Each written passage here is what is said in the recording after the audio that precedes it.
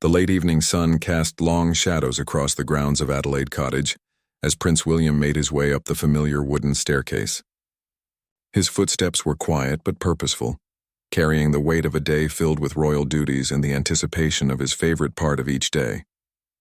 The sounds of laughter and excited chatter drifted down from the children's bedrooms, a welcome contrast to the formal meetings and official engagements that had occupied his afternoon.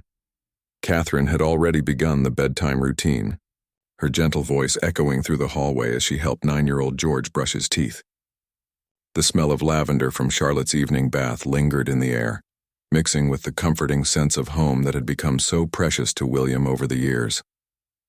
These moments away from the public eye and the constant scrutiny of royal life represented something sacred to the future king. As he reached the top of the stairs, William paused for a moment, listening to the familiar sounds of his family's evening ritual. 5-year-old Louis was giggling as Catherine attempted to wrangle him into his pajamas, while 8-year-old Charlotte was already settled in her bed, clutching her favorite stuffed animal and waiting patiently for story time. George, ever the responsible older brother, was organizing his school books for the next day, though his eyes kept drifting toward the small collection of bedtime stories on his nightstand. The Prince of Wales had always believed that these intimate family moments were where his most important work happened. Not in the grand halls of Buckingham Palace or during state visits, but here in the quiet sanctuary of his children's bedrooms, where he could simply be a father sharing wisdom and love with his 3 precious children. William's own childhood bedtime memories were a mixture of formality and warmth. He remembered his mother, Princess Diana, sitting on the edge of his bed at Kensington Palace, her hand gently stroking his hair as she shared stories about kindness and compassion. Those moments had shaped him profoundly, and he was determined to create similar memories for George, Charlotte, and Louis, while adding his own unique touch to their bedtime routine. The message he shared with his children each night had evolved over the years, growing from simple words of love to something more profound and meaningful. It had begun when George was just a toddler, struggling with nightmares and the overwhelming nature of his future role. William had searched for words that would comfort his son while also preparing him for the unique life that lay ahead. What started as a father's instinctive response to his child's fears had become a cherished tradition that bound the Wales family together. The message was simple in its construction but powerful in its impact, serving as both a source of comfort and a foundation for the values William hoped to instill in his children. As Catherine finished helping Louis with his pajamas, she caught William's eye and smiled. They had discussed this bedtime message many times, both agreeing that it represented something special in their family dynamic. It wasn't just words spoken into the darkness. It was a promise, a reassurance, and a gentle reminder of who they were and who they could become. The house began to settle into its evening quiet, with only the soft sounds of the children preparing for sleep. William straightened his shoulders, feeling the familiar warmth that came with this nightly ritual. In a few moments he would gather his 3 children together, just as he did every night when he was home, and share the words that had become a cornerstone of their family life. The message wasn't grand or elaborate, befitting a future king's children. Instead, it was deeply personal, crafted from William's own experiences growing up in the royal family and his hopes for his children's future. It acknowledged their unique position in the world while emphasizing the universal values of love, kindness, and service that he and Catherine held dear. Catherine finished tucking Louis under his covers and gestured for William to begin their nightly gathering. The 3 children, despite their different ages and personalities, all understood the importance of this moment. They would sit together, sometimes on George's bed, sometimes in the small sitting area between their rooms, and listen as their father shared the words that had become as much a part of their bedtime routine as brushing their teeth or saying their prayers. The anticipation in their eyes reminded William of his own childhood wonder during story time. But this was different. This wasn't a fairy tale or an adventure story. This was real life, their life. And the message he was about to share would help guide them through another night and into another day of being both ordinary children and members of the British royal family. As the children gathered around him, William felt the familiar surge of love and responsibility that came with fatherhood. In the soft lamplight of their home, Surrounded by the people he loved most in the world, he prepared to share the bedtime message that had become his gift to them, night after night, year after year. The tradition had begun 3 years earlier on a particularly difficult night. George had come home from school upset about teasing from classmates who had discovered his royal identity, despite the family's efforts to maintain some normalcy in his education. The 8-year-old had thrown himself onto his bed, tears streaming down his face as he declared that he wished he was just a normal boy who could play football without photographers hiding in the bushes. William had sat on the edge of George's bed that night, watching his son's shoulders shake with the weight of emotions too complex for such a young child to fully understand. Catherine had been attending to Charlotte, who had woken up crying from a nightmare about losing her parents, a fear that seemed to plague many royal children who understood too well that their parents' duties often took them away from home. In that moment, William had searched his heart for words that could comfort his son, while also acknowledging the reality of their situation. He couldn't promise George that his life would be normal because it wouldn't be. He couldn't guarantee that the scrutiny would disappear, or that the burden of future kingship would somehow become lighter. But he could offer something else, something more valuable than false promises. "George," William had said softly, his hand resting on his son's back, "I want to tell you something important, something I hope you'll remember always." George had turned over, his face streaked with tears, but his attention focused entirely on his father. "You are loved beyond measure, not because of your title or your future role, but because of who you are right here, right now." The words had come naturally, flowing from William's own experiences and his deep understanding of the challenges his children would face. He had continued, his voice gentle but firm. "You have been given a special responsibility, but you also have been given a special opportunity to make the world a little bit better. And no matter what happens, no matter how difficult things become, you will never face them alone." George had stopped crying, his young mind processing these words that seemed to acknowledge his fears while also offering hope. William had tucked him in that night with those words echoing in the room. And when Charlotte had asked the next evening if she could hear the special message too, the tradition was born. Over the months that followed, the message had evolved and deepened.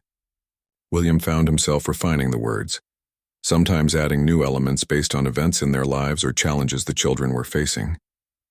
When Charlotte struggled with comparisons to other children at her ballet class, the message expanded to include words about individual worth and the importance of being true to oneself.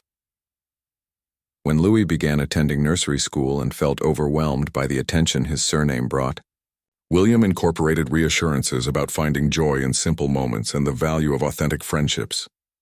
The message became a living thing, growing and adapting to meet his children's needs while maintaining its core themes of love, purpose, and support. The children began to anticipate these nightly words with something approaching reverence. They would settle quickly into their beds when they heard their father's footsteps on the stairs, knowing that the day's adventures and challenges would soon be put to rest with the comfort of his message. Even on nights when William was traveling for official duties, Catherine would call him so the children could hear his voice sharing these special words across whatever distance separated them. Other family members had begun to notice the change in the children's demeanor. Charles, their grandfather, remarked to William that George seemed more confident during public appearances, less burdened by the weight of expectation that had once seemed to overwhelm him. Charlotte appeared more self-assured at school, better equipped to handle the unique challenges that came with her position. The message had become more than just bedtime comfort. It was shaping how the children saw themselves and their place in the world. William realized he was witnessing something remarkable: the power of consistent, loving words to build resilience and character in young hearts facing extraordinary circumstances. Catherine often told William that she could see the impact of his nightly ritual in the children's daily behavior. They were kinder to each other, more thoughtful in their interactions with staff and family members, and increasingly aware of their ability to influence others positively. The bedtime message was creating a foundation of values that extended far beyond their bedroom walls. As the tradition solidified, William found himself looking forward to these moments with increasing anticipation.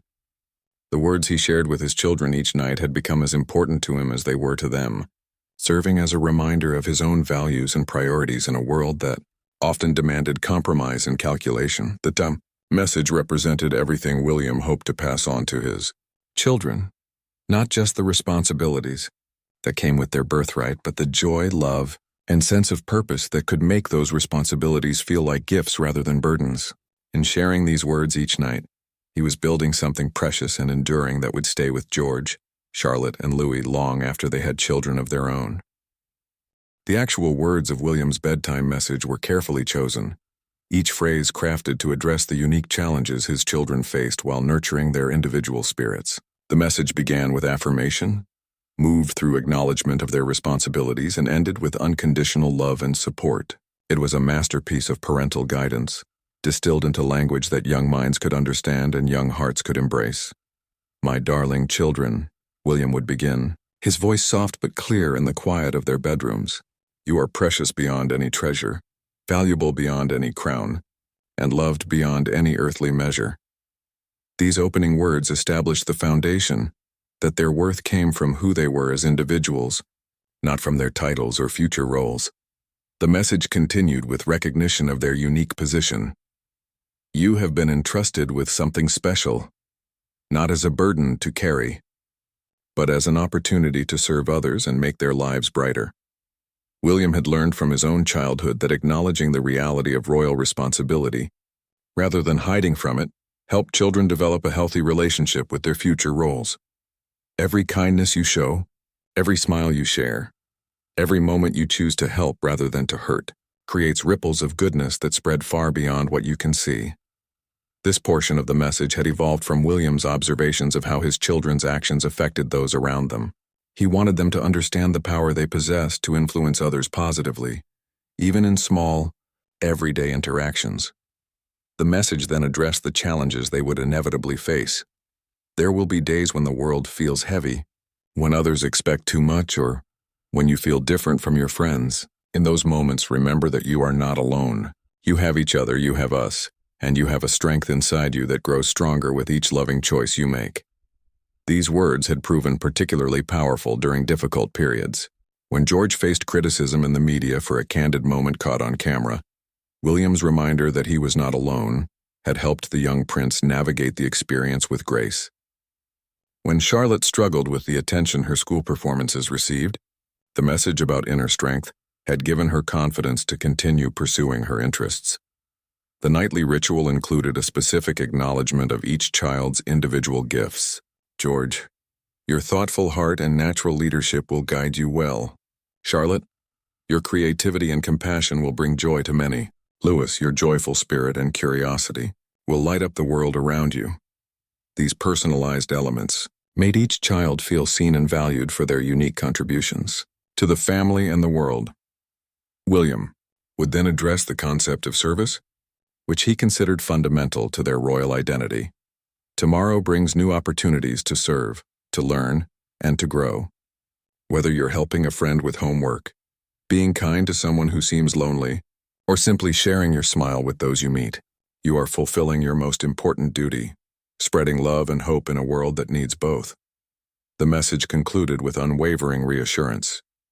Rest now, knowing that you are deeply loved, completely supported, and perfectly equipped for whatever tomorrow may bring. Sweet dreams, my brave and beautiful children.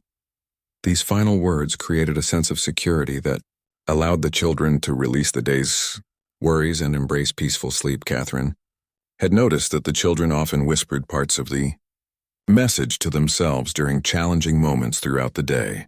George had been heard encouraging Charlotte with the words about inner strength when she was nervous about a school presentation. Charlotte had comforted Louis with reminders about being loved beyond measure when he felt homesick during his first overnight stay with friends. The message had become a family language, a set of shared values and beliefs that united them even when they were apart. When William traveled for official duties, the children would sometimes recite portions of the message to Catherine at bedtime, keeping the tradition alive even in his absence. Royal staff members had observed the positive impact of this nightly ritual on the family dynamics. The children seemed more grounded, more aware of their ability to choose kindness over selfishness, service over entitlement.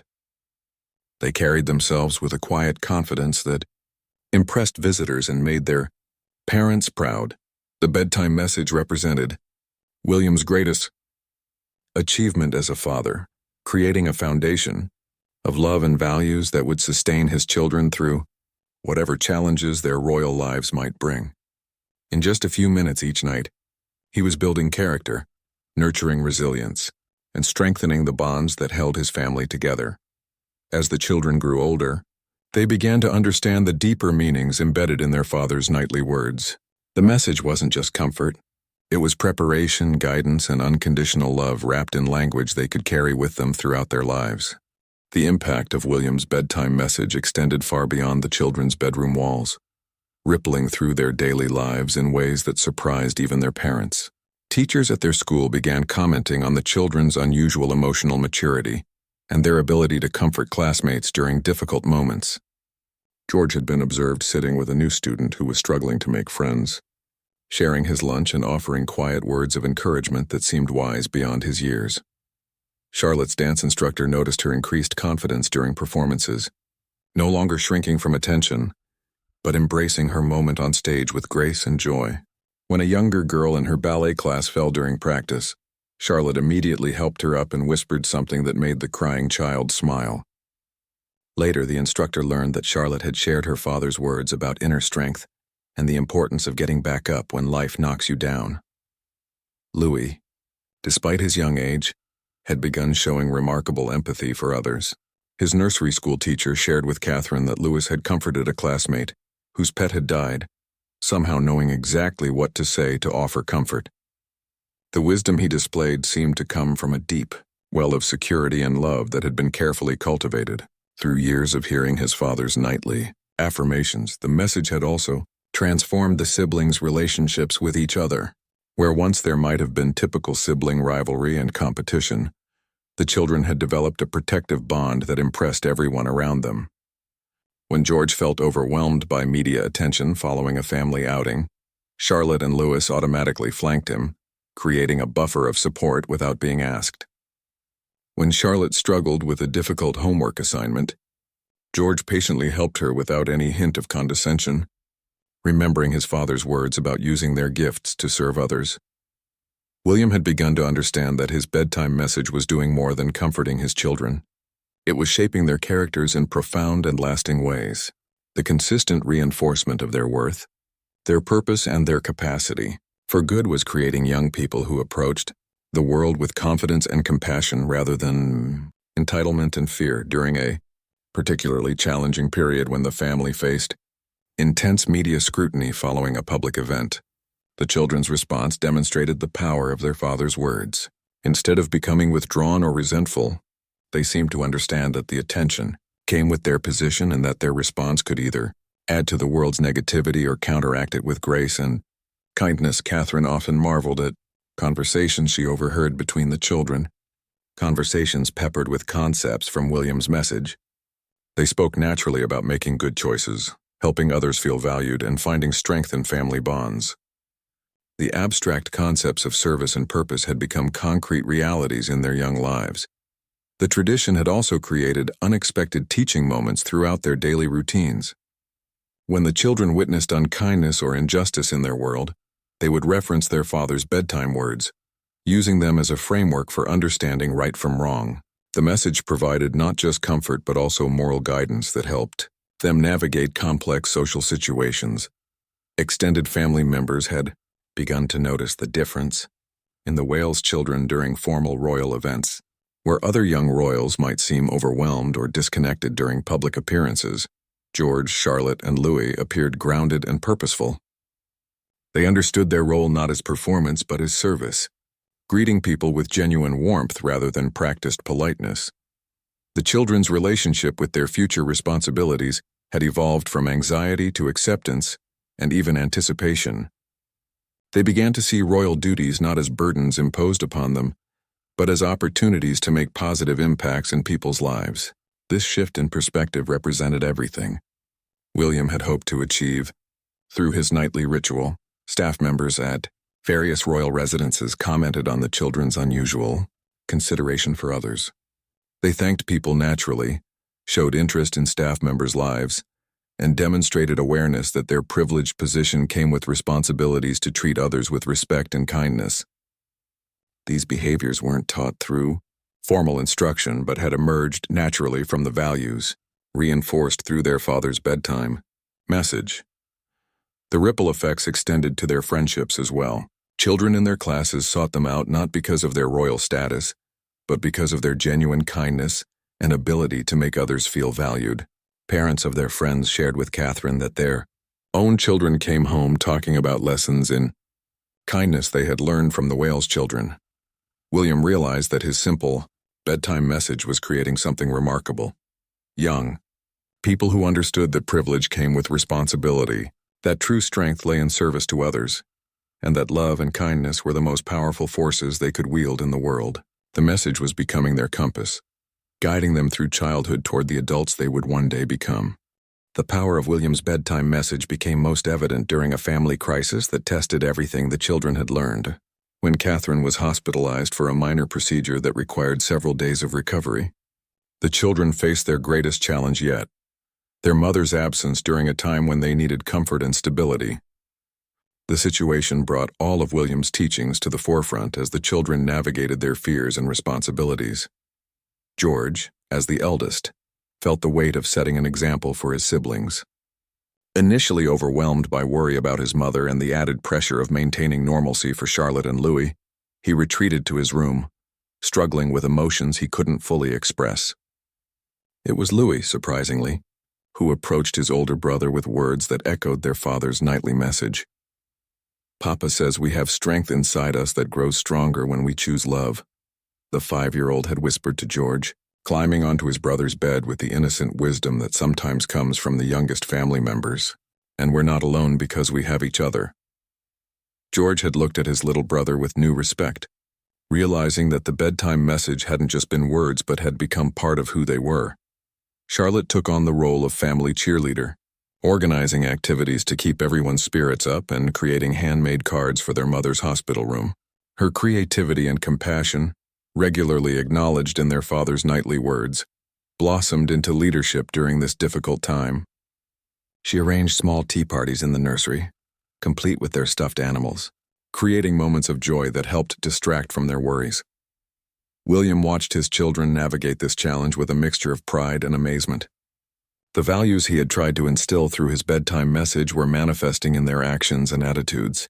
Instead of being consumed by fear or self-pity, they were supporting each other and finding ways to contribute positively to their family's healing process.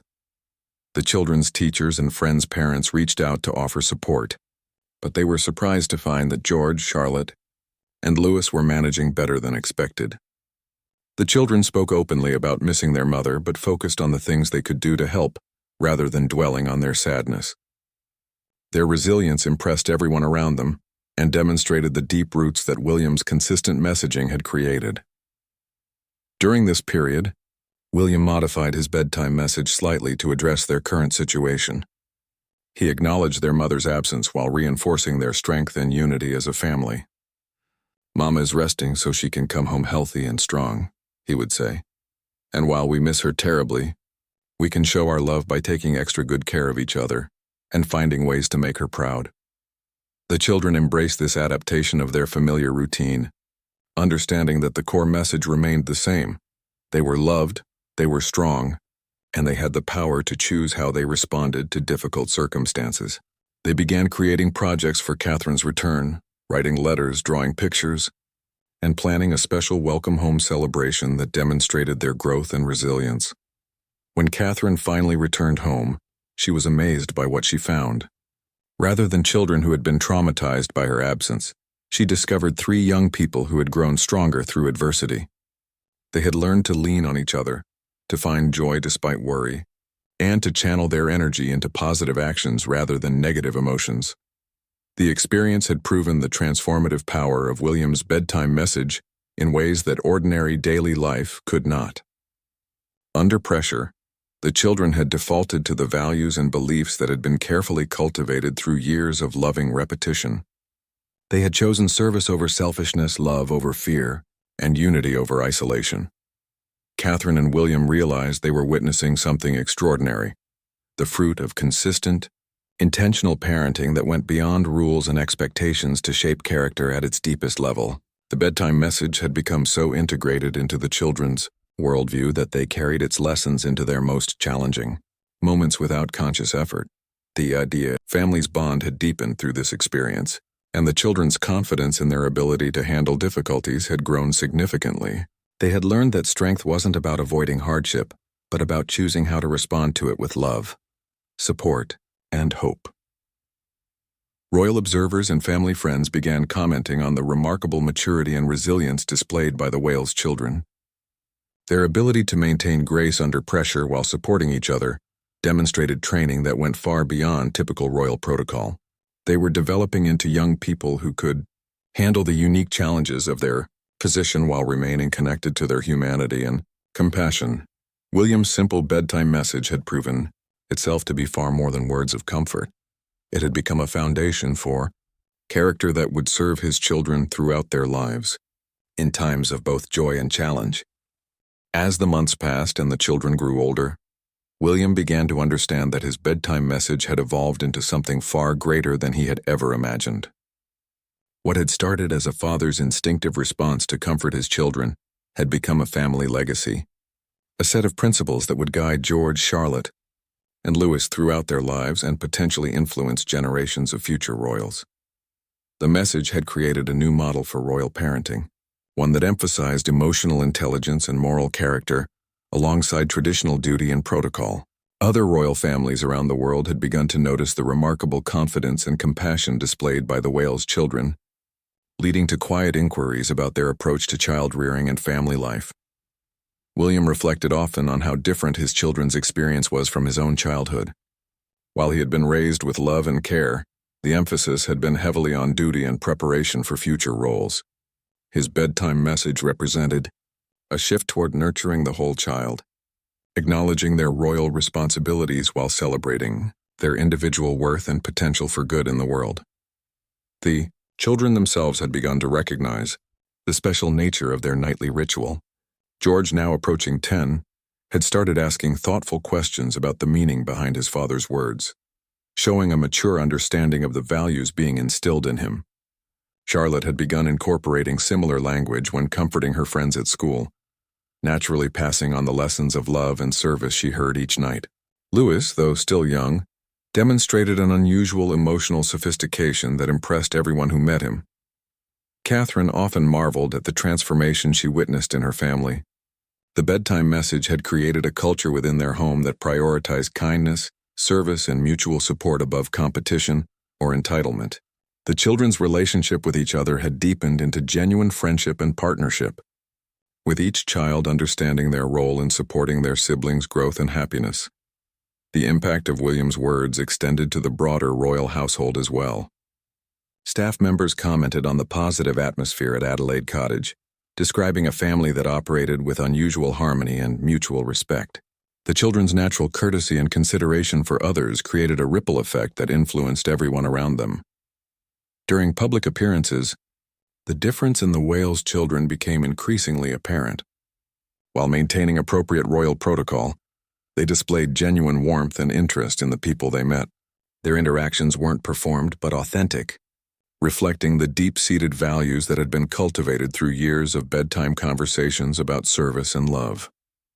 William had begun to consider the long-term implications of his bedtime message. As future leaders of the monarchy, his children were developing character traits that could transform the institution itself.